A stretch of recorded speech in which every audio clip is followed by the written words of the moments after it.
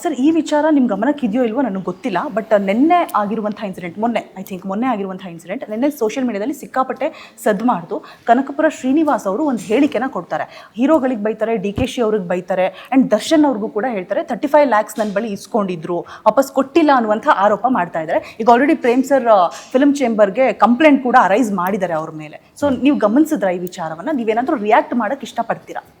ನೀವು ಯಾರು ಹೆಸರು ಹೇಳಿದ್ರು ಅವ್ರ ಹತ್ರನೂ ಮೈ ಕಡಿದ್ರೆ ಅವ್ರು ಹೇಳ್ತಾರೆ, ನಮ್ಮ ಕೇಳಿ ಏನು ಪ್ರಯೋಜನ? ಅಲ್ಲ, ಯಾಕಂದ್ರೆ ದರ್ಶನ್ ಅವರ ವಿಚಾರವಾಗಿ ಮಾತನಾಡಿದಂಥ ಸಂದರ್ಭದಲ್ಲಿ ಒಬ್ಬರೇ ವ್ಯಕ್ತಿ ದನಿ ಎತ್ತೋದು ಧನ್ವೀರ್ ಅವರು. ಬರ್ತಾರೆ, ಬಂದು ಮಾತಾಡ್ತಾರೆ. ನಾನು ಅದೊಂದಕ್ಕೆ ಅಂತಲ್ಲ, ತುಂಬಾ ಮಾತಾಡ್ತಾರೆ, ಬರ್ತಾರೆ, ಬಂದು ಮಾತಾಡ್ತಾರೆ. ಎಲ್ಲರೂ ಕಾಯ್ತಾ ಇದೆಯಾ ಅಷ್ಟೇ.